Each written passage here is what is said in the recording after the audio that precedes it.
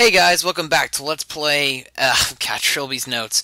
When we last left off, we were taking control of one of Somerset's relatives, and I've already forgotten his first name. So let's go ahead and sleep for the night. Owen laid himself down, intending to only test the bed's softness, but in his exhaustion, he quickly succumbed to sleep. In the early hours of the morning, something jolted Owen from his slumber. A piercing sound. No. A piercing smell. What the? Looks like there's something coming from underneath the floorboards. Let's go down and see what the innkeeper has to say about this. Oh my god, there's fire! Look at fire. A blaze had been set before the front door. By whom? The innkeeper? Well, there isn't much we can do, so, we can either burn to death, or we can be smart and take the bed sheets. Owen took the sheet with him, presumably for comfort. Presumably for comfort. Yes, let's huddle together. Yes, let's huddle in a nylon or soft cotton fabric, and let's let us burn to death a bit. No, we're gonna be smart and use the sheets on fire. What in God's name? Oh God, it's him, the innkeeper. What kind of? Who could have? Go! Damn! Once again, I returned, disoriented from my vision. I was closing in on the source of the madness. The innkeeper had said that the wood came from a tree on an island.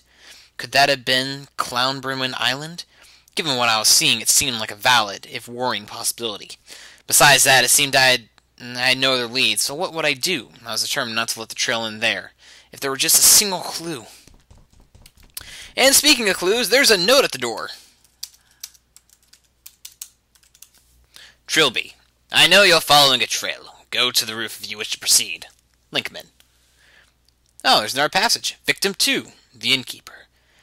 The second man who desired judgment was the innkeeper, who had bought the wood of the tree and built it from his house. The prince came to him and his guest, and he struck the innkeeper down. And the innkeeper knew the name of the king.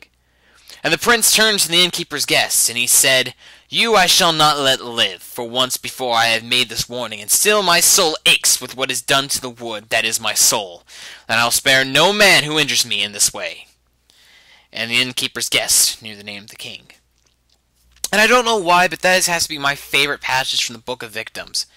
It just shows that the prince is, well, completely, he's not going to take no hold bars anymore.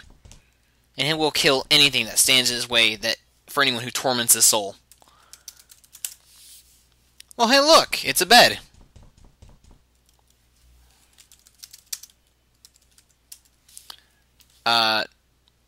Talk to a bed about Seo.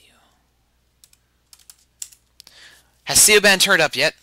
I don't care about her anymore. She can make her own choice if she wants to run away with any old smooth talker in a cheap suit. That's up to her. This head will be my new assistant. It will be a much better one. Ask a bed about head. Hey, that rhymes. May I borrow that head, Professor?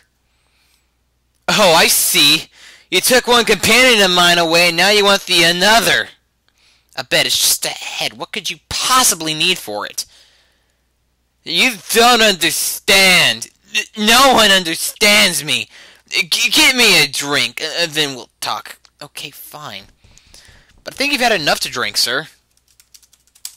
Anyway, you're probably wondering what to do now. And to be honest, if we went up to the roof right now, basically we'd find the door would be locked. And then if we decide to shift dimensions to, I don't know, try to get to the roof that way, we find a porcelain body. And missing from the said body are the head, the arms, and the legs. So, take wine. I took the wine. Perhaps this would appease the drunken professor upstairs. And yes, the professor was hanging the bottle because apparently he thinks we kidnapped and probably raped Seoban. So yeah, instead of going up to the roof and boring you to death by going, what's this? We can't get through. Now what do we do now? I don't know. I'm just going to go and show you where all the pieces of the body parts are.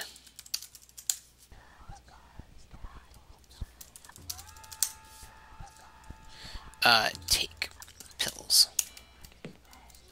Because after all, we need to not hallucinate to... Professor? Where's he gone now? Oh no, the professor is gone.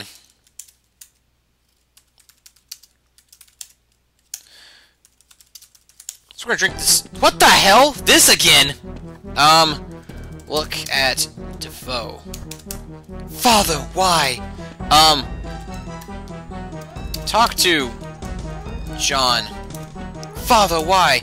Yeah, they're just gonna keep on saying Father, why until we can appease him. I love that you can't move anywhere past this area where the manacles are. That was awkward. Oh god, no! He shifted!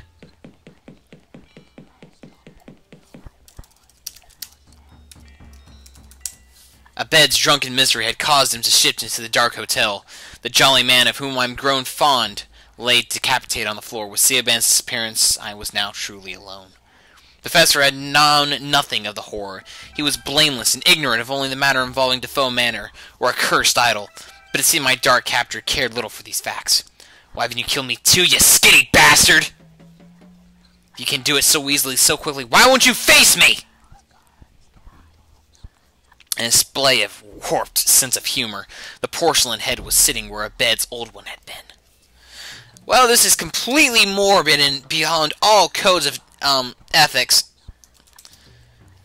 We're gonna take the head. I pulled the head out of the stump, trying not to think about the wet, cracking noise that this caused. Well, we now have the porcelain head and Abed's headless body.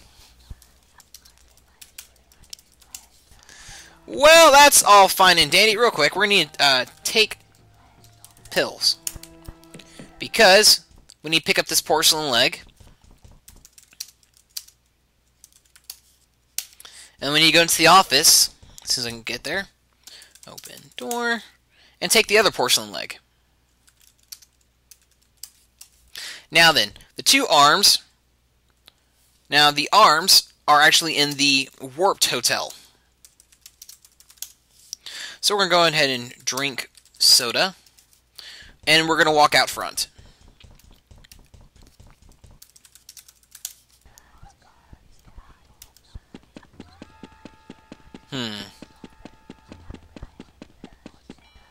I'm sorry. Take pills. I forgot, all the body parts are actually in the real world, not the take arm. And not in the warped world. So we're going to open door. And we're going to make our way to the 3rd floor. Or actually go to Trilby's room. If you remember correctly, folks, Trilby was given his key, which was room 3C.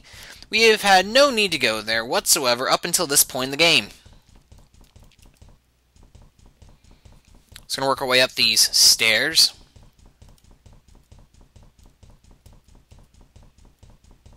Come on, Trilby. And then we shall make our way to 3C. A. B. There she is. And we'll take the porcelain arm that is laying on our bed.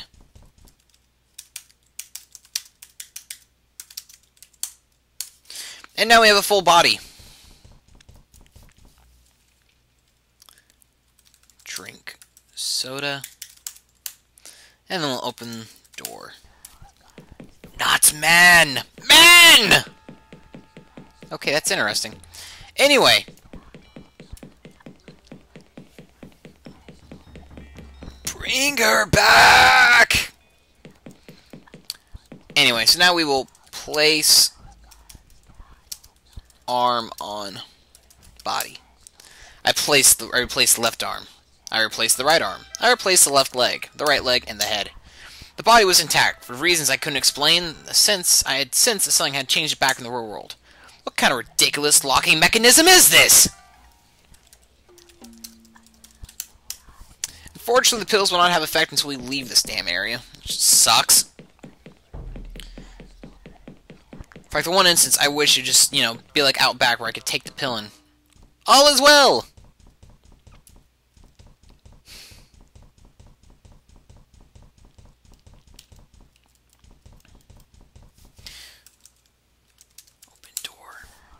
the? How did we get on the scout ship, the SS Mistopheles? Oh, this is... Whoa, that was weird. Oh, wow, what an amazing view. Anyway, look at note. The note seemed like another one of Linkman's letters. For some reason, I felt my gaze down. Okay, fine! Touch rock, you fetish bastard. Oh, right, really. That's the same rock that was all these years ago. Clanbrowin Island, July 28th, AD 1501. A sturdy tree, this. It took us from dawn to dusk, but we finally have it down. I'm tired, Father. 'Twas indeed clever of us to investigate this island, eh, boy? I never seen such a gigantic oak, nor do I expect to again. But its wood shall keep us in the business of carpentry for years to come. Father, look at the stones. Do you think there was once a house here? It matters not. Why must you always look everywhere but at what matters? I mean, seriously, look at this oak. This is your...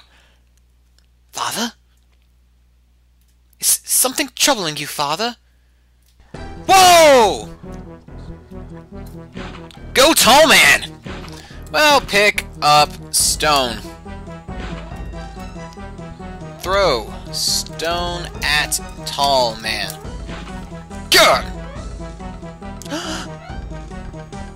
No! No! Well, that was fucked up. Where am I? Must have shifted into the dark world during the vision. Look at that awesome cityscape, though. Trilby! Siobhan? Oh, thank God, I thought I was all alone. What happened to you? I don't know. After you knocked me out of my room, I woke up and everything was like this. So apparently drop-kicking people takes them to the alternate reality. The hotel's ruined. There's blood everywhere. I saw this horrible man. Tall, thin, long black coat. He's the prince.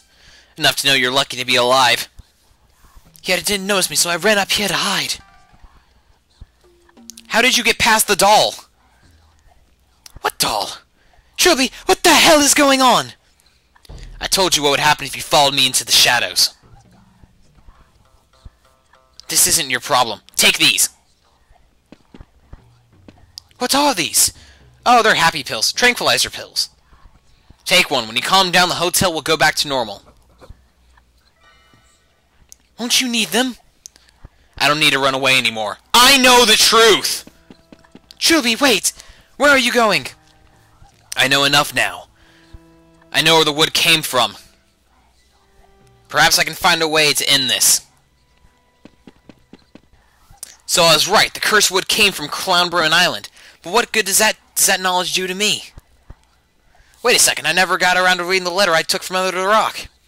Trilby, I'm very close to ending this. Meet me in the hotel basement. I must show you my discovery. Linkman. The other page from another one is religious papers. The Book of Victims. Victim 1. Woodcutter.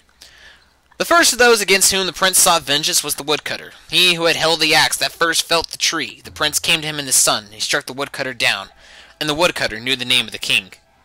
And the prince turned to the woodcutter's son, and he said, You I shall let live, for you are young and are of innocent, and that you may go along your people and tell them what I will wrought. And the woodcutter's son fled and told all what he had seen. But the men of technology are arrogant, and his words were unheeded. Anyway, folks, I want to try at least get to... screw it. This is all the time we've got for this, unfortunately. Save. We know! Anyway, folks, I'll see you guys next time, and hopefully what will be the last video of Let's Play Trilby's Notes. See you guys then.